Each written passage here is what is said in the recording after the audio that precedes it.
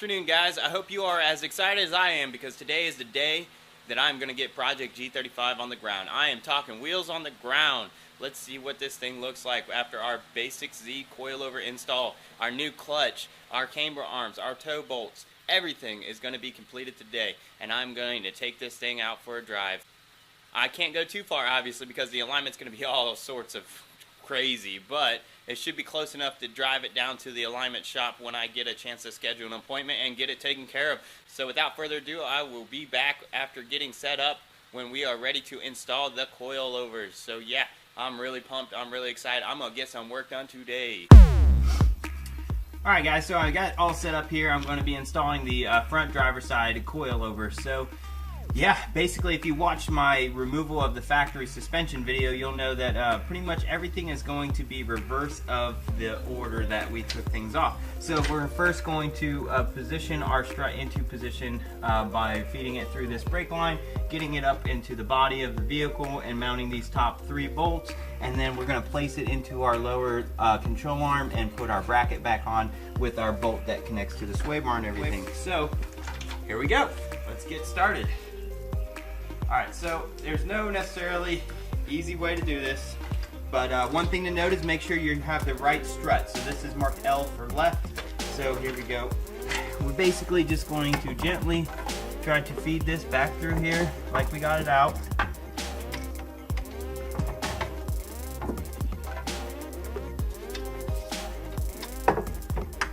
And then we're just going to kind of slip it into this area right here. So now what we're going to do is we're going to get these bolts lined up in the top of the vehicle like so. Give this a rotate to line it up in the proper orientation. And then I'm going to go up real quick and just hand tighten these bolts. What I kind of found helps is I take my stool and I do that, and it just puts some pressure on the strut so I can get these bolts, the nuts started on the top of the strut. Alright, so now that our strut is secured in the vehicle with the top 3 bolts, we're going to basically just continue with our reinstallation. So we know our brake line goes onto this stud here. We're going to take our bolt, or our nut. We're just going to screw that on there for now. Our sway bar end link / strut bolt, we're going to go ahead and put that on here in a second with our bracket. Alright, a good thing to note is that the washer, this washer here, goes on the side with the sway bar end link, not on the side with the nut. So that's something you just want to keep in mind. So all we're going to do here is we're going to position our strut with our bolt. And pardon me if I'm in the way, I just need to be able to kind of see what I'm doing for a second here. And you want to be careful not to tap your sway bar end link from the other side, because it is a ball joint like on your vehicle, and if you were to hit it with a hammer or something, you could damage it to where the spherical ball part does not rotate freely inside its housing, and then it won't function properly. Alright, so now that we have our lower strut bolt on, this is our bracket. It's going to go right here. We're just going to hand tighten some of these bolts. Now this lower strut bolt, the one that goes through the rubber, that is a bolt that, like a lot of suspension, has to be tightened with the weight of the vehicle on. And I'll be right back. Alright, I'm back. So because the bolts are steel and the control arm is aluminum, I like to put a dab of anti-seize on these bolts. They were a little bit corroded coming out, so this will just hopefully help if I ever have to pull this apart, that they do not get corroded in there again. But like I was saying, the lower strut mount bolt is a rubber bushing. That has to be tightened with the weight of the vehicle under. I don't have a drive-on lift or a very easy way to do that, so I'm just trying to figure out how I want to go about doing that. But what I usually do, and it has usually worked out really well for me in the past, is I will just jack up the suspension with the wheel off until it pops off the jack stand about ½ an inch or so, just so I know that the weight of the vehicle is now on the lower control arm and the suspension It is probably not 100% the best, but it's the best I usually can do, and it has worked really well for me in the past for just getting them tightened with some weight on them. Because the problem is, if you don't tighten them with weight on them, then you load the bushing with suspension droop, and so when it compresses, it's going to compress up several inches. You're going to be actually twisting that bushing and loading it even more, and that is not good for it because it'll wear the bushing out. You kind of want to get it to a point that it has no load under standard weight of the vehicle. So that's why you want to jack it up and compress your suspension before tightening that lower bolt. Now, I looked in the factory service manual and I could not find any specs for these 14mm bolts. I'm not sure if I wasn't looking in the right location, but I searched the whole suspension chapter. So to be honest, they are like 10mm, and I just did 35 foot-pounds, which should be plenty. This center bolt, or the sway bar end link lower mount bolt, is 120 foot-pounds, so that is quite a bit of torque. So eat your Wheaties. So you have to get some actual strength on there.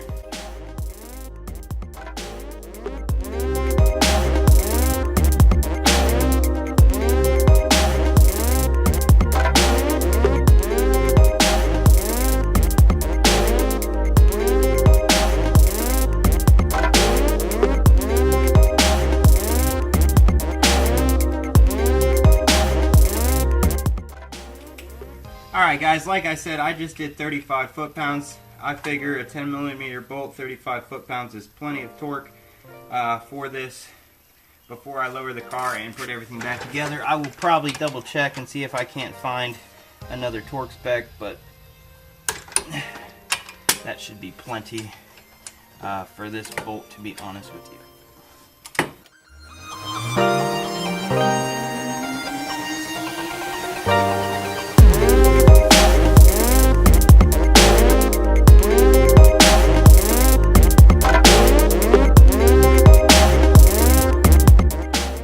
Alright, and so that sums up about the gist of reinstallation on the front coilover. All I have left now is to get the jack and put some weight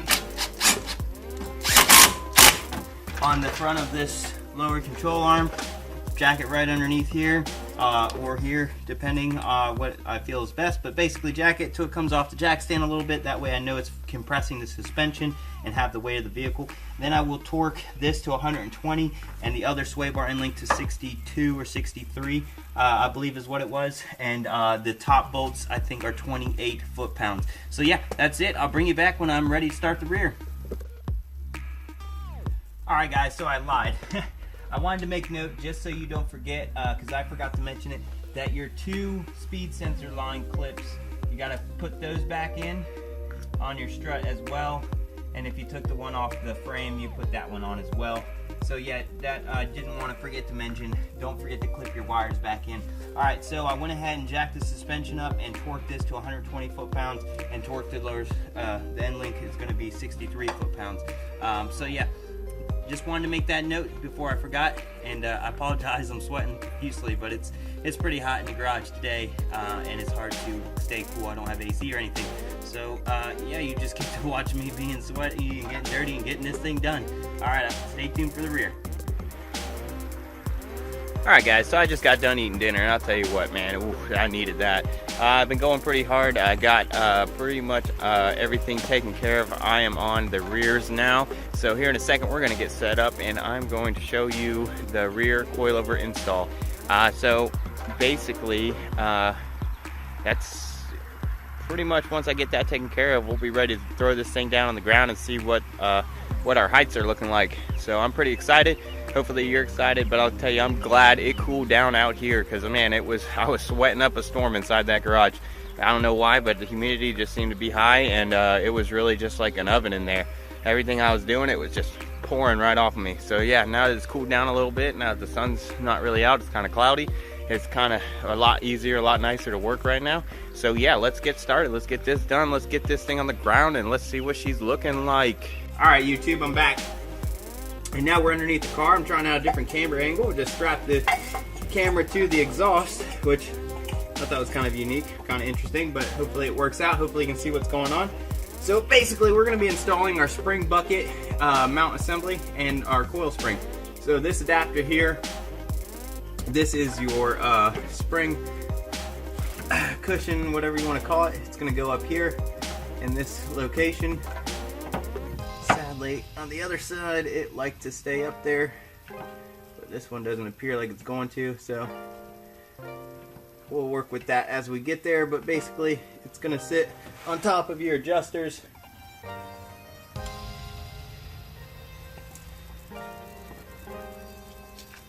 And everything. So this is the whole assembly. This has to go inside the car.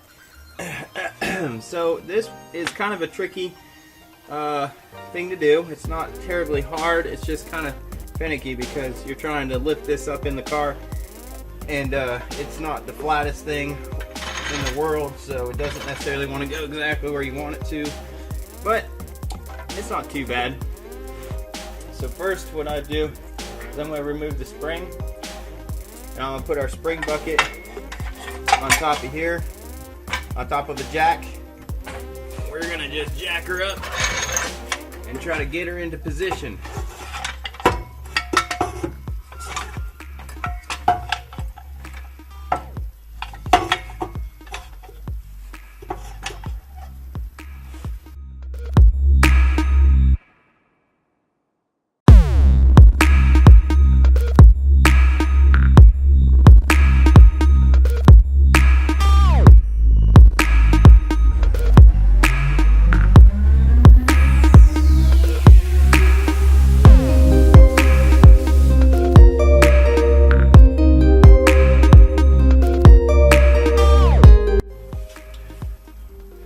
YouTube, so once you get the outer bolt in on your spring bucket mount and everything is kind of going where you need it to, what you're going to do is basically just kind of jack this up and get your rear bolt hole lined up, which, due to the positioning, what I found is since you need the jack on the outside to get the first bolt started, I take a jack stand and I set it underneath the inside bolt where our toe bolt goes. So basically I can lower the jack without losing the suspension and then reposition it closer. So now less tension is on the outside and more is on the inside, and then boom, we get our bolt holes lining up, and now we can put our toe bolt in. And I will let you know that definitely a lift is something that I'm going to be investing in really soon, because I'm just getting tired of being on the ground trying to get all this stuff done. It is doable, as you see, and you know, I say before, I'm just doing what I can with what I got. Well, it's time to change what I got because I am ready for a lift. So there's our toe bolt installed.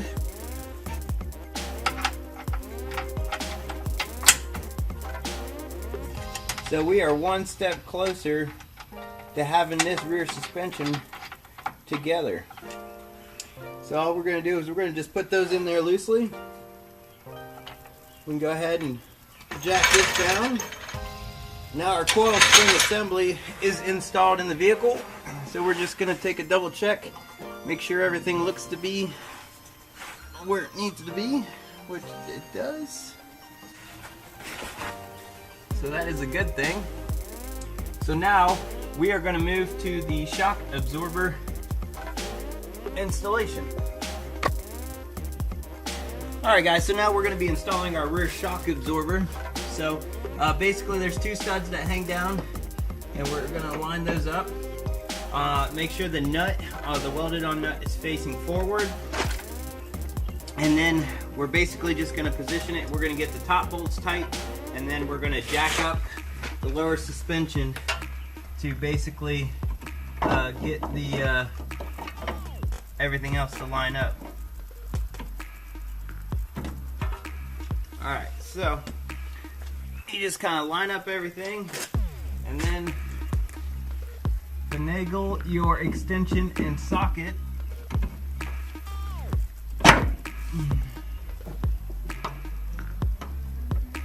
Get your bolt started.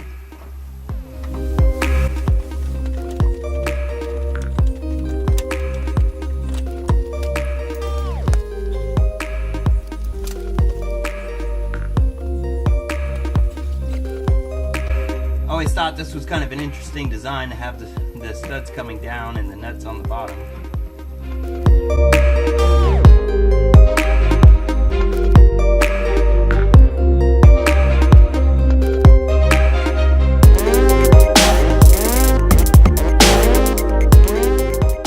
Alright, so now our rear strut is installed, our coil and spring bucket is installed.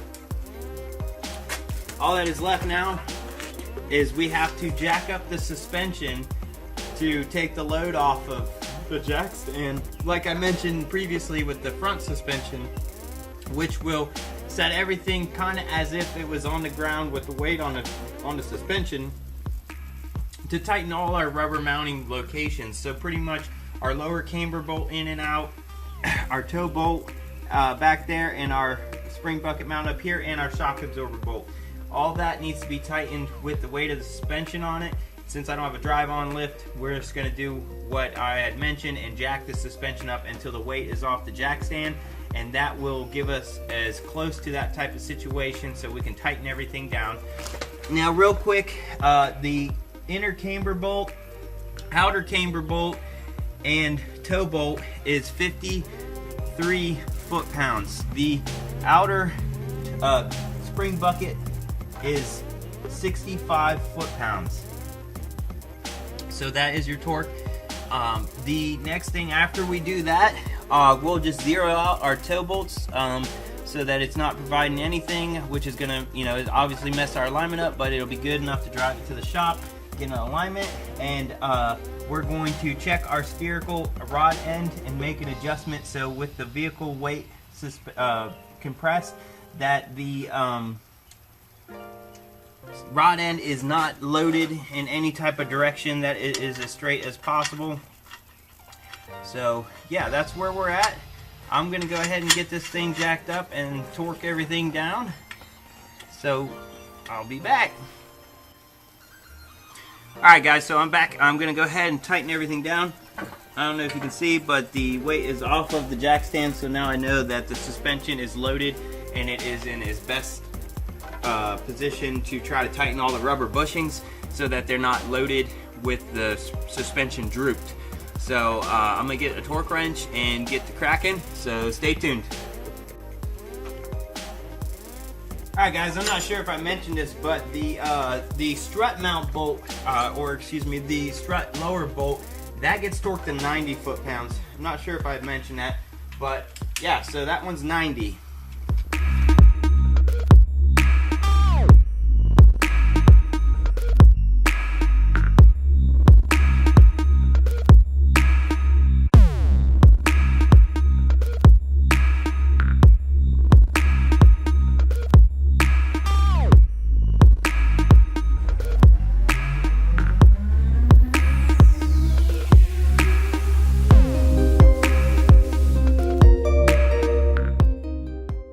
Now all that's left is our aftermarket toe bolts. We're going to zero those out, and then we're going to adjust our spherical end here to make sure that it is not loaded. I'm going to go ahead and tighten up the toe bolts, and then I'll show you about the rod end here in a minute. Alright guys, so I got these pretty close. If you notice that this is tilted a little bit, so what I'm going to do is I'm going to loosen up this lock nut over here, and I'm going to tweak the arm to allow this to be perfectly straight so that there's no twist on it while the suspension is loaded right now, because you want these rod ends to be perfectly straight when this suspension is loaded. So I'm going to get that as good as I can get it while under here. I wish the light was a little better, but if you look in this angle, you can see how the rod is slightly angled. So all I'm going to do is loosen these lock nuts and basically...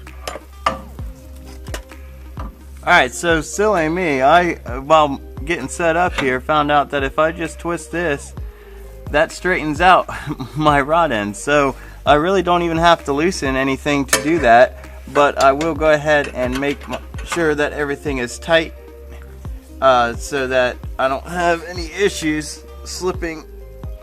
So basically I'm just going to tighten everything down, and then I'll just twist the arm, which will make sure that my rod ends are straight, which that looks good right there. Yeah, so there we go. That's all I had to do. I didn't know it was that simple, but yeah, so this is tight, and now if you can see, our rod end is perfectly straight inside the housing and everything, so there's no load on the spherical rod end. So yeah, that pretty much wraps up the rear installation. Everything has been torqued down, everything's been tight, so now I can go ahead and put the wheels on and basically be ready to lower this thing down. So I'm gonna get out from underneath the car here, and I'm just show you the suspension. Alright, so there's our Tein basis Z coilovers installed. So now all I have to do is put the rear tire back on, and we are ready to lower this thing down on the ground and see what she looks like. Alright, so I will tell you what's kind of funny is while I was putting the front tires on, I had noticed the dealership I had bought this from had put a rear wheel on the front. So of course that was something I double checked when I was putting all the tires back on. But I'm really surprised that they did that, and it kind of just makes me really hate dealerships because the attention to detail is just poor. Alright guys, so I have officially pulled it out of the garage. I am super excited. The clutch feels great. I double checked everything looks good. So I took a measurement of all the ride heights. There is going to be some fine tuning. They're all within 1/4 inch of each other. But I'm going to have to bring it back in and make some small adjustments before I take it to the alignment shop. I was shooting for 27-inch fender gap. Well, I pretty much am at 26 1/4 to 26 1/2, give or take a little bit. So I'm going to probably raise it up a little bit, but we shall see. But until then, I'm going to take it around the block and see if I notice anything weird with the clutch, transmission, and suspension, and do a little shakedown, just drive it gingerly down the road. And then I'll probably bring it back in for the adjustment. Here is a shot of the vehicle. She's dirty. She's been in the garage for like 2 weeks, but she is finally out of the garage and she is looking good.